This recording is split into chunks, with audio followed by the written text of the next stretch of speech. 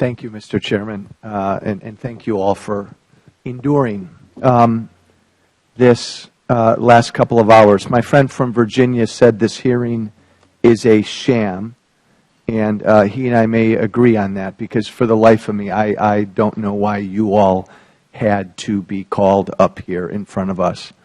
Our founders placed you and your concerns on this issue above, on a higher standing than we all are. So there's a big part of me that wants to apologize to each and every one of you for having to be here. This is not about women. This is not about contraceptives. We know, you've said it, we've said it up here. This is about religious freedom. This is about religious liberties. We could be talking about anyone, a Republican or Democrat who doesn't want to serve in a war because of their religious preferences. We could be talking about a Muslim hospital that doesn't want to serve a particular food in their hospital cafeteria because of their deep-seated religious beliefs. So let's put that aside. Thomas Jefferson was referenced. We all famously know that Thomas Jefferson requested 3 things on his tombstone: the father of the University of Virginia, the author of the Declaration of Independence, and the author of Virginia's bill of establishing religious freedoms. And in that bill he said, to compel a man to furnish contributions of money for the propagation of opinions which he disbelieves is sinful and tyrannical. John Garvey, who's the president of the Catholic University of America, who I believe will speak in the next panel, put it perfectly. He said, consider these 2 health policies. Consider these 2 insurance policies. Policy A, an employer is required to provide its employees health insurance that covers birth control. Policy B, an employer is required to provide its employees health insurance. The health insurance company is required to cover birth control. As he says, and it almost made me laugh, I can see where someone could disagree with both of those policies or agree with both of those policies. But for the life of me, I don't understand what the difference is between those 2 policies. And I don't know how you can agree with one and disagree with another. I have a father in St. Mary's Catholic Church back in Woodstock, Illinois, who told me last week that after the president's attempt at a compromise, he's even more disappointed. As he said, it looks like an accounting gimmick. First, it was an insult to our liberty. Now it's an insult to our intellect as well.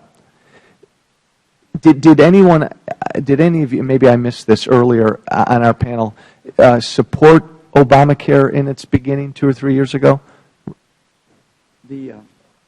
The Catholic Church is on record as supporting access to health care since 1919. Agreed. Did you support this legislation? We supported the principle of universal access, but we did not support the bill in all of its particulars. Reverend? It's our religious policy, believing there's a strict separation between the 2 kingdoms, the religious and the governmental, that our church shouldn't be spouting off on every government issue. So we took no official position on. You guys do a great job of that. Okay. Yes. Dr. Mitchell? No, as Baptists, we don't take a position as a denomination per se, but no one either has recommended or commended the policy. Rabbi? Religious people on both sides of the aisle can agree or disagree on larger questions of health care, but both should be extremely distressed when the religious freedoms of anyone in America is threatened. Dr. Mitchell? As the previous Dr. Mitchell said, the Southern Baptists don't take official positions on this, but we weren't for it. My time's running out. I've got 2 quickies. Rabbi, why do you think the President, give me a 20-second answer, is pursuing this so vigorously? I asked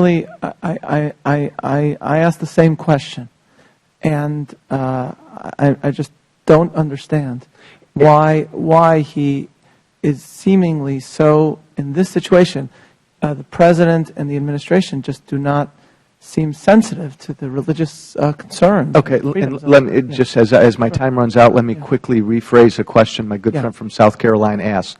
At the end of the day, if it comes down to listening to your God and or listening to your government, where are you going to fall? Bishop? Thomas Jefferson, I've got his Bible from the Smithsonian, the famous Bible he cut all the pieces.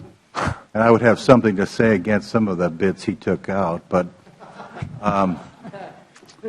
he did leave in Matthew 22, they say unto him, Caesar's. Then saith he unto them, Render therefore unto Caesar the things which are Caesar's, and unto God the things that are God's. Is it safe to assume that that's where all of you would fall? Yes, and I would add, Congressman, since you mentioned the Virginia Statute of Religious Freedom, of which Jefferson was rightly so proud, and to which Jews and all Americans have a great debt to him for that. I don't remember the exact text, but after establishing religious freedom, the actual bill that he composed concludes by saying something like, and if any other legislature does seek to limit this freedom, we are hereby stating that they do so in contravention of natural right.